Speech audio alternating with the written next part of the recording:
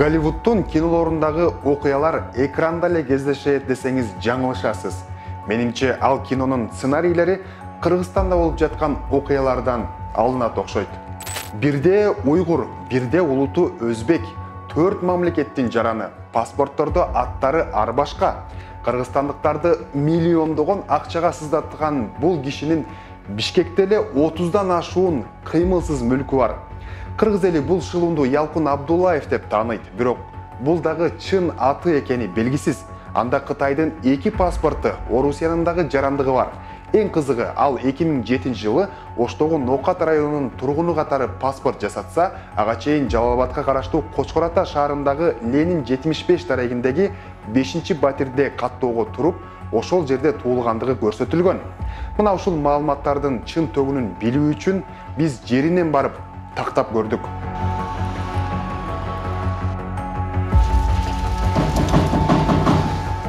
Жети 2008 жылдары. Ошондо милициялар келип эмнетет эле ошо Ялкын Абдуллаев боюнча? Эчтеке жок, мени издеген экен. Анан мен үйгө келсем, үйгө келди милиция. Анан ушундай Ялкын деген ушинтип силердин үйүңөргө катталган экен, Ленина 75 5-квартирага. Ушундай бир кылмышка шектүү адам деп айткан. Анан ошондо дагы домойду көрсөткөнбүз. Болду, ошол эле болгон. Кийинки жыл, кийин арадан 2-3 жыл өткөндөн кийин дагы ушундай акыбал болду. Дагы милициялар келди. Дагы милициялар издештирип, ушу немелерге кол коюп бердиң, тааныбайм деген. Анан кол коюп бердик. Кийин ушундай эле проблема 3 жыл, 2 жыл өткөндө эле ушинте берет. Былтыр дагы келген. Быйыл жакында дагы чакырышты мени. Анан эмнерге домкомубузга айтып, былтыр немеге дагы айттык милицияга. Ушуга чекит койгула. Ото мени издей берип, Ялкын ушуга турган. Мен деле кыйналдым, чыныч. Ялкын Абдуллаев деген атты жада калса, бул үйдүн жашоочулары дагы, кошуна колоңдору дагы тааныбайт экен. Ялкын Абдуллаев деген адамды таанычу элеңиз? Жок. Эч ким тааныбайт. Бул жерде эме болгон экен да, паспорт менен регистрация болуп турушу. Билбейм, аны андай тааныбайбыз, көргөн эмеспиз. Сиз ушул үйдө канча жылдан бери жашайсыз? Уже 24 жыл болуп атат. Ушул жакта окугансыз? Ушул жердикмин да. Сиздер окуган мектепте Ялкын Абдуллаев деген адам Жок. Жок, тааныбайт экен. Жок. Ушул мына үйдө регистрация болгон экен да, 75-жылы. Жок, тааныбайт экен. Официалдуу түрдө Кыргызстанда мындай адам жок экенин санариптик өнүктүрүү министрлиги дагы тастыктады. Көрсө, бул адамга буга чейин бир нече жолу кылмыш иши козголуп, аталган дареке милициялар дагы көптөгөн жолу издеп келишкен. Муну аймактын участкалык милициясы дагы тастыктады. Интерполдан запрос жөнөтөт. Прошу проверить по месту жительства такого-то, который получал с места жительства справку с мэрии деп. 2007 жылы. Мэриядан номерлери менен. Пол номерлер бар экен да, пол номерин жөнөтөт. Мэриядан бары сураганда, мэрияда уже 2007 жылкы неме кеткен. Обязан, мен милдетим. Сиз текшерип бар, мен текшергем. 10 жолу келсе 10 жол бар текшер.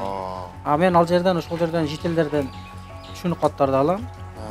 Жашаган болсо жашаган, жашабаган болсо жашабаган деп туруп полный материал чогултуп туруп жөнөтүп коебуз. Жителдер эмне деди ошондо? Жителдер жашабайт деди, ак түздүү.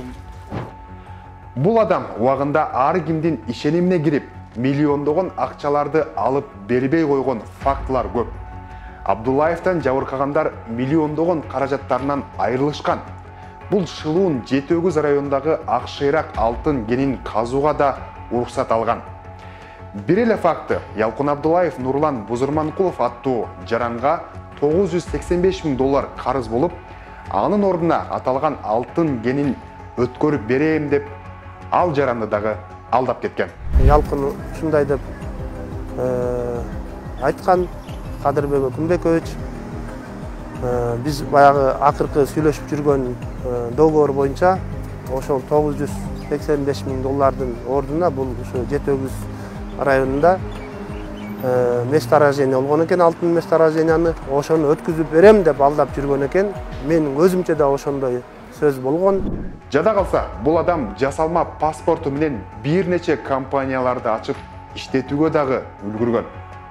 Былтыр 25 майда Ялкын Абдуллаевты алдамчылык беренеси менен Бишкек шаардык 1 май райондук ички иштер башкармалыгы кармап, бирок ал көз ачып жумганча суудан кургак чыгып, бошонуп кеткен.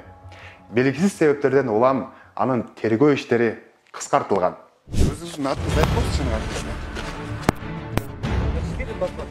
Кантип алдыңыз эле Кыргызстан паспортун? Сиз Кытайдын граждансыз турасыз ба? Же Россиянын граждансыз ба? Өзүңүздүн атыңызды айтып коюңузчу, чын атыңызды. Акыры бул шылуундун жарандыгын аныктоо үчүн Интерпол дагы иликтөө баштаган.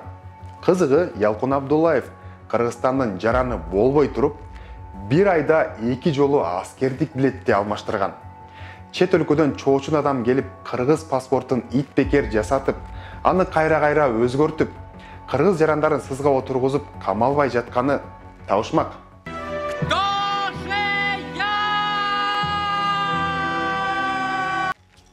Эми менде суроо жаралат.